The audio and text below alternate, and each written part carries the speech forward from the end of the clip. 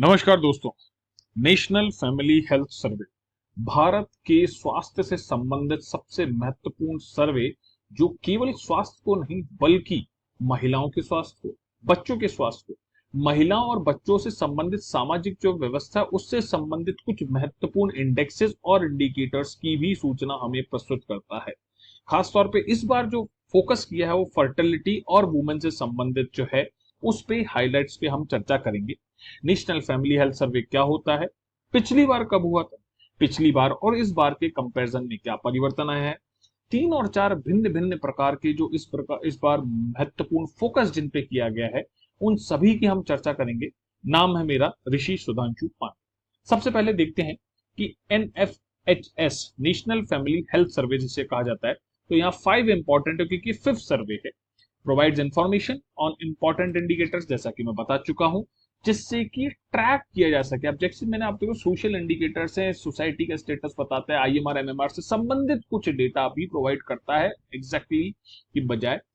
ये SDG जो है सस्टेनेबल डेवलपमेंट गोल्स, भारत वर्ष में जो SDG प्रस्तुत होते हैं, जो हमें टारगेट हैं, जो हमें करने हैं, उनसे संबंधित उनको पूरा करने में जिस प्रकार की सूचनाओं की हमें आवश्यकता है उन सूचनाओं को भी उपलब्ध कराता है, जिससे कि हम ये पता चल सके कि हम कहाँ पहुंचे और हमें कहाँ जाना है। जो नेशनल फैमिली हेल्थ सर्वे 4 जो कि 2015-16 में आया था, उसके जो एस्टिमेट्स थे उनका प्रयोग भी SDG इंडिकेटर्स से संबंधित जो लक्ष्य है उनको स्थापित करने में बनाने में काम आया था।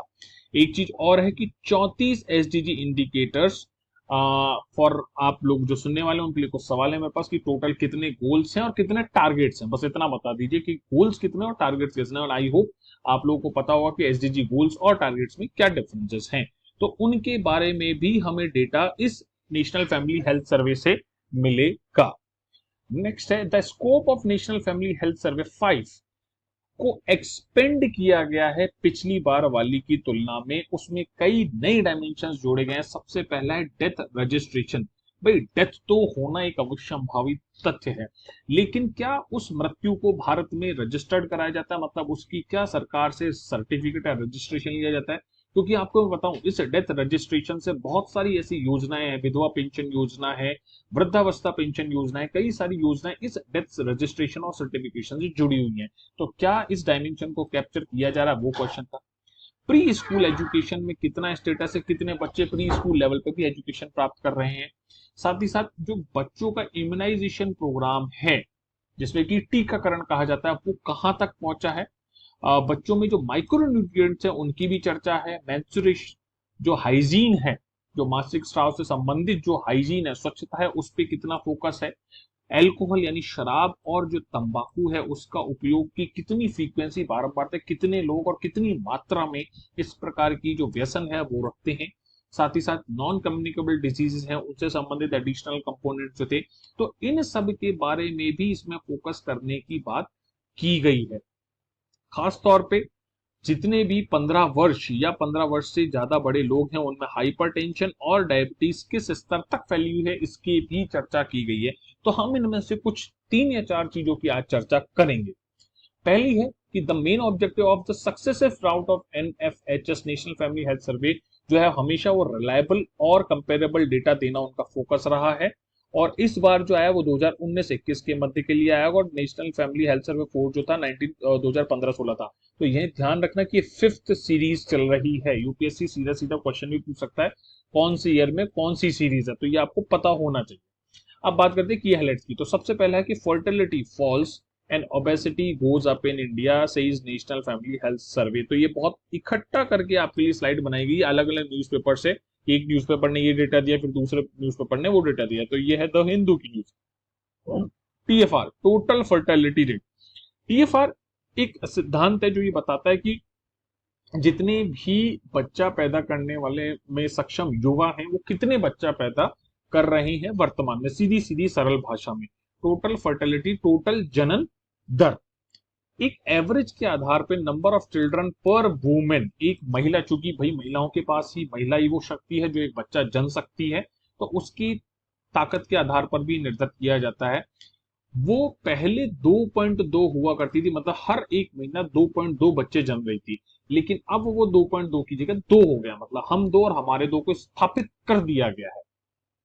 ये 4 में डेटा था 2.2 का और 5 में डेटा आया 2.0 का, तो इसका मतलब हमारे टीएफआर डाउन। केवल 5 राज्य भारत में ऐसे हैं जिनका जो टीएफआर है या तो रिप्लेसमेंट लेवल फर्टिलिटी रेट 2.1 है, 2.1 क्यों है ये मैं आपको समझाता हूं उससे अधिक है। उसमें सबसे पहले है बिहार, मेघालय, उत्तर प्रदेश, झारखंड और मणिपुर। बाकी सभी राज्यों का जो टीएफआर का डेटा है वो 2.1 से कम हो गया है। टीएफआर 2.1 क्यों रखा जाता है कि अगर मान लीजिए हम दो हमारे होंगे तो हमेशा इस तरीके का पिरामिड बनेगा, ठीक है। तो उसमें जो डेमोग्राफिक डिविडेंड है, वर्तमान में भारत की स्थिति अगर देखी जाए वो किस तरीके की ग्रोथ पिरामिड है, तो ये जो ग्रोथ है ना ये कन्वर्ट होगा डेमोग्राफिक डिविडेंड में। तो अगर हमें इसको बनाए रखना है, रिप्लेसमेंट भाई अगर केवल 2.0 रहा तो केवल रिप्लेसमेंट होगा, लेकिन अगर 2.1 रहा तो कंपेरेटिवली थोड़ा जो ग्राफ है वो इस तरीके का बनेगा, जिससे कि हमारा डेमोग्राफिक डिविडेंड जो है वो बना रहे। ये इंपॉर्टेंट चीज है यहाँ पे, ठीक है। अगर हम बात करें ग्राफ फॉर्मेट में, तो कॉन्ट्रासेप्टिव प्रेवलेंस की रेट जो थी पहले 54% थी, जो वर्तमान में 67% हो गई। इसमें हमने बेटरमेंट किया है। फैमिली प्लानिंग की जो अनमेट नीड्स थी वो पहले 13 थी, अब 9 हो गई, मतलब ये बेटर हुआ है कि अब जो फैमिली प्लानिंग है वो होती है, सुंदर हुआ है, बढ़िया हुआ है। 12 से 23 महीनों के मध्य जो बच्चे थे जिनका फुल इम्यूनाइजेशन हुआ है वो पहले 62% था और अब 63% हो गया। मिशन इंद्रधनुष ने वास्तव में कुछ ना कुछ महत्वपूर्ण योगदान इसमें किया है। इंस्टीट्यूशनल जो बर्थ होती थी, मतलब किसी हॉस्पिटल में बच्चा पैदा किया जाना, गाँव में घरों में दाइयों के माध्यम से न होकर, वो पहले 79% था, अब 89% हुआ, तो ये बहुत शानदार अचीवमेंट है। स्टॉन्चिंग जो होती है, वो कुपोषण जो था वो एक्चुअली थोड़ा सा कम हुआ है, पहले 38% था, 36% है। इसमें अभी हमें बहुत कुछ करना है, ये एक बहुत बड़ी समस्या आने वाली है भारत के समक्ष। फर्टिलिटी रेट मच लोअर, मैं बता ही चुका हूं। फॉर एजुकेटेड वुमेन, जो पढ़ी लिखी महिलाएं हैं, उनकी जो स्थिति होती, जब महिलाएं स्कूल नहीं जाती हैं, वो लगभग 3 बच्चे पैदा कर रही हैं। जो जो महिलाएं 12 वर्ष से अधिक स्कूल जा चुकी हैं वो 2 से भी कम बच्चे ऑन एन एवरेज पैदा करती हैं, ऐसा इस इंडिया टुडे ग्रुप की इंफॉर्मेशन प्रस्तुत करती है। Steep declining fertility rates in UP Bihar, हाँ यहाँ चीज है, ऑल्दो हमने जाना कि यूपी और बिहार जो स्टेट्स हैं अभी भी उनकी टोटल फर्टिलिटी रेट 2.1 से ऊपर है, लेकिन उसमें काफी ज्यादा डिक्लाइन हुआ है। जो कि पहले 4 के आसपास था वो अब 2.3 हो गया है, देख रहे हैं आप इंटरेस्टिंगली।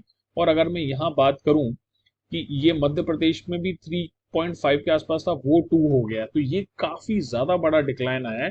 ये एक इंटरेस्टिंग फैक्ट है।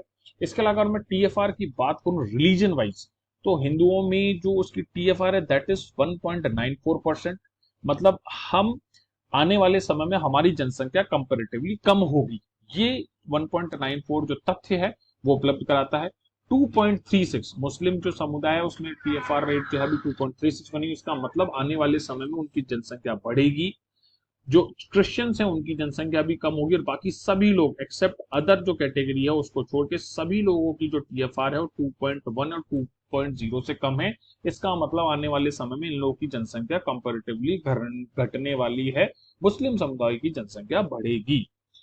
एज पर result of the NFH5, more than 3/4 यानी 77% जो चिल्ड्रन जिनकी एज इसके मध्य थी वो पूरी तरीके से इम्यूनाइज हो चुके हैं, मैंने तुम्हें बता ही दिया है, ठीक है। और जो NFH4 में था वो 62% था। इसके अलावा अगर मैं बात करूं कि भाई टाइम्स ऑफ इंडिया की नेक्स्ट न्यूज है कि nearly 1 in 3 women have suffered spousal sexual physical violence at family health survey. कहने का मतलब है कि किसी भी परिवार में पति के अलावा सेक्सुअल और फिजिकल वायलेंस की भागी बनी है महिला। कितनी बनी है? हर 3 में से 1 महिला किसी न किसी रूप में पति के अलावा बाकी परिवार के सदस्यों द्वारा सेक्सुअल और फिजिकल वायलेंस का परिणाम बनी, मतलब उनके साथ इस तरीके की गतिविधि हुई है। ये है डेटा हमेशा और पिछले 12 महीनों में। हमेशा अगर किसी से पूछा जाएगा आपने कितना, और कि भाई परसेंटेज ऑफ वुमेन जो कि 18 से 49 एज के मध्य है उनके मध्य क्या हुआ है। पहला क्वेश्चन क्या था कि एनी फॉर्म ऑफ फिजिकल और सेक्सुअल एंड और इमोशनल वायलेंस क्या आपके साथ हुआ है। 32% महिलाओं ने कहा हमेशा ऐसा हुआ है। फिर उनसे पूछा गया कि पिछले 12 महीनों में ऐसा हुआ है, तो उसका थोड़ा परसेंटेज कम हो गया, वो 27% हो गया। ऐसा ही है कि any form of sexual violence हुआ है, तो महिलाओं ने कहा 6.3% महिलाएं जिन्होंने उत्तर दिया उन्होंने कहा कि हाँ हमारे साथ हुआ है, और पिछले 12 महीनों में हुआ है तो 5.2% हुआ है। फिजिकल वायलेंस की बात करें तो लगभग 28% महिलाओं ने कहा कि उनके साथ फिजिकल वायलेंस हुआ है। इमोशनल वायलेंस भी 14% है। तो इस तरीके का जो वायलेंस है आज भी हमारे समाज में प्रेवलेंट है।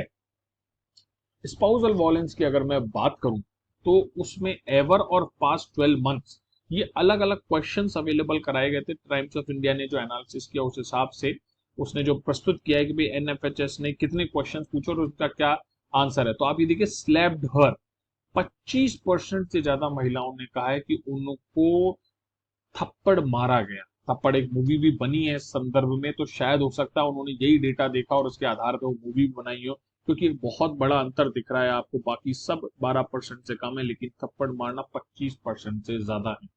ट्विस्टेड हर आर्म और pulled her hair, forced her with threats or in any other way to perform any sexual act she did not want to, pushed her। ये अलग अलग तरीके के क्वेश्चन हैं जो कि घरों में हुए हैं। जो संबंधी जो स्पाउस हैं आपके, उन्होंने क्या ऐसा किया है। इस फिजिकल सेक्सुअल और इमोशनल जो वायलेंस है, क्या उनमें से किसी ने ऐसा किया। तो ये सारे ही क्वेश्चन है, इसमें हर तरीके की मतलब लात मारना है, गला घोटना है, या फिर उनका बर्न करना है, उन्हें किस तरीके से चाकू से, बंदूक से, किसी अन्य वेपन से डराने की कोई कार्य किया गया, तो उसमें भी बहुत लिमिटेड लोग हैं 1.2%, लेकिन उनके साथ भी ऐसा किया गया है। ये नेशनल फैमिली हेल्थ सर्वे जो है उसका आउटकम है। अगर स्पाउसल वायलेंस की बात करें तो आप ये देखिए कि 48% जितने जितने डार्क जो प्लेसेस हैं वहां इसका हायर परसेंटेज अवेलेबल है।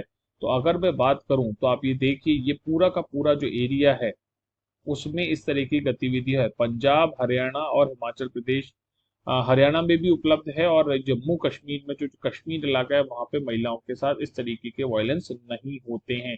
गुजरात भी कंपैरेटिवली साफ स्वच्छ पाया गया, छत्तीसगढ़ में भी कम पाया गया क्योंकि वहां जनजातीय इलाके ज्यादा हैं। केरल एक इंटरेस्टिंग स्टेट इसमें कंपैरेटिवली निकला, क्योंकि साउथ में आप ये देखिए कर्नाटका तो it is the darkest one, और कर्नाटका, तमिलनाडु और तेलंगाना जो वहां पे इनका प्रेवलेंस कंपैरेटिवली ज्यादा है, बिहार में भी ज्यादा है, और यहाँ अगर हम बात करें मणिपुर में तो वहां पर भी काफी ज्यादा, नागालैंड में कंपैरेटिवली बहुत कम है, असम में भी प्रेवलेंस है। तो इस तरीके का डेटा आप अपने ऐसे और मेंस आंसर राइटिंग में बना सकते हैं, डेटा काम ले सकते हैं। अगर मैं नेक्स्ट न्यूज की बात करूं तो द प्रिंट की है कि 82% women India able to refuse sex to their husband. कहा जाता है कल और परसों ही मैरिटल रेप से संबंधित एक सुप्रीम कोर्ट में केस भी चल रहा है, और उसमें संदर्भ में काफी इंटरेस्टिंग डिसीजन भी आया है। तो मैरिटल रेप का मतलब है कि पत्नी की बिना इच्छा के साथ उसके साथ शारीरिक संबंध बनाना पति के द्वारा। तो यहाँ जो सवाल था वो यही था कि क्या पत्नियां अपने पतियों को सेक्स के लिए मना कर सकती हैं। तो उनमें से 82% जो महिलाएं थी उन्होंने कहा कि हाँ हम ऐसा कर सकती हैं। ऐसा फैमिली हेल्थ जो सर्वे है उसका मानना है। अचीवमेंट्स की अगर हम बात करें कि भाई इन फाइंडिंग्स ने क्या क्या अचीवमेंट दिखाया, तो उसमें सबसे पहला है कि सेक्स रेशियो जो है वो इंटरेस्टिंगली 1020 हो गया है। टोटल पॉल्यूशन जो पॉपुलेशन है उसका 1000 मेल्स की तुलना में 2015-16 में, जो कि 1991 था, और अब वो 1020 हो गया। तो बेटी बचाओ बेटी पढ़ाओ योजना ने शायद कोई बहुत बड़ा कमाल वास्तव में किया है। कॉन्डम शेयर जो है वो 9.5% बढ़ गए हैं उपयोग में 5.6% की तुलना में। However the uptake female sterilisation has gone up to 38%, जो था 36% से बढ़ गया। मतलब वुमेन स्टरलाइजेशन पे ज्यादा फोकस किया जा रहा है, उससे भी ज्यादा उसका ज्यादा प्रेवलेंस हो गया है।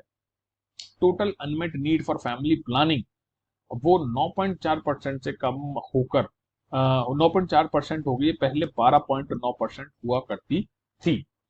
The number of women who have bank accounts, जो कि वो खुद चलाती हैं, वो 53 से 78.6% हो गई। तो it is a very very big change, क्योंकि जनधन योजना 2015-16 में ही खुली थी, और उसके बाद से जितनी भी डीबीटी ट्रांसफर योजनाएं हैं उन्होंने कहीं ना कहीं महिलाओं को फाइनेंशियली एम्पावर्ड किया ही है, वित्तीय रूप से उन्हें बहुत मजबूत और सशक्त किया है।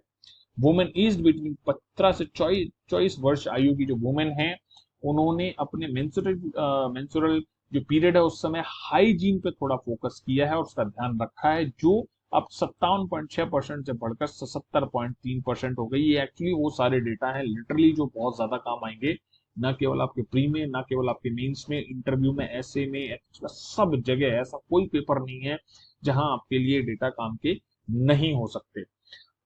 इस जो फैमिली हेल्थ सर्वे है उसने क्या कंसर्न किए हैं, देखो सब कुछ अच्छा अच्छा ही नहीं होता, मैं तो हमेशा से कहता हूँ कुछ ना कुछ चैलेंजेस हमेशा रहेंगे और हाँ हमेशा ही रहेंगे। डेवलप्ड कंट्रीज हैं, उनके सामने भी आज भी बहुत बड़े बड़े चैलेंज है, तो हमारे केस में भी हेल्थ के पॉइंट पे कंसर्न है। फाइंडिंग्स क्या है बात करते हैं।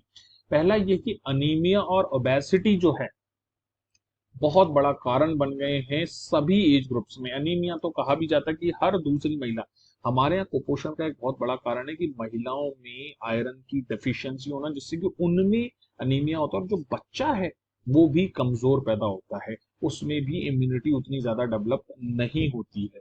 तो notably 57% of all women of reproductive age are anaemic. अब ये देखो मैंने कहा ना हर दूसरी महिला, वो एक्चुअली हर दूसरी महिला से ज्यादा ही है, तो इस पे हमें थोड़ा ध्यान रखना होगा। इसके लिए फॉलिक एसिड और आयरन की टेबलेट्स होती हैं। आप भी अपने परिवार में बहनें और जो बच्चियां हैं या फिर माताएं हैं जो बच्चा जनने वाली हैं, उनको इस तरीके की जो टेबलेट्स हैं, ऑल्दो गवर्नमेंट देती है लेकिन उन पे इस चीज का ध्यान रखा जा सकता है कि उन्हें भी ये मिल जाए। हर पांचवी जो लड़की है still likely to get married before 18 वर्ष की आयु, और ये 18 वर्ष की आयु पे एक डिबेट चल भी रहा है कि 21 वर्ष कर देना चाहिए नहीं करना चाहिए। The share of women aged between 20 to 24 who married before turning 18 has declined. इसमें थोड़ी सी कमी हुई है लेकिन अभी भी एक चुनौती बनी हुई है। A third of ever married women reported experiencing spousal violence, कि भैया कभी भी किसी महिला की शादी हुई तो उसमें हर तीसरी महिला ने जो उसका स्पाउस है उससे मध्य जो उसके द्वारा कोई वायलेंस हुआ है, चाहे वो फिजिकल हो, चाहे सेक्सुअल हो या फिर इमोशनल वायलेंस हो, उसे महसूस किया ही है। 18 से 49 वर्ष के मध्य की महिलाएं इसकी कैटेगरी में थी। केवल 1.5% की जो महिलाएं थी 18 से 19 वर्ष की आयु के बीच में, उन्होंने sexual violence before the age of 18 को रिपोर्ट किया। ठीक है भाई, उनके साथ सेक्सुअल वायलेंस हुआ है, केवल 1.5% ने ऐसा माना, which as per the PFI is indicative of significant under reporting of sexual violence against minors। ऐसा माना जाता है, PFI का ऐसा कहना है कि भाई ये अंडर रिपोर्टिंग है क्योंकि उससे ज्यादा बहुत सारी महिलाओं के साथ ऐसा होता है, ऐसा कई अलग अलग रिपोर्ट्स ने कहा भी है। परसेंटेज ऑफ वुमेन एज्ड 15 से 19 years who were already mothers और pregnant at the time of the survey has slightly decreased from 7.9% to 6.8। कुछ महिलाओं में इस दौर में कमी आई है। तो इसी के साथ ये जो महत्वपूर्ण नेशनल फैमिली हेल्थ सर्वे के जो डेटा थे और जो कंसर्न थे वो मैंने आपके सामने प्रस्तुत किए हैं। आपको क्या लगता है किस तरीके के और भी डेटा, फिर और भी क्वेश्चन या फिर और भी कौन कौन से डायमेंशन इस नेशनल फैमिली हेल्थ सर्वे में लाए जा सकते हैं? इसी के साथ दोस्तों, जय हिंद, जय भारत।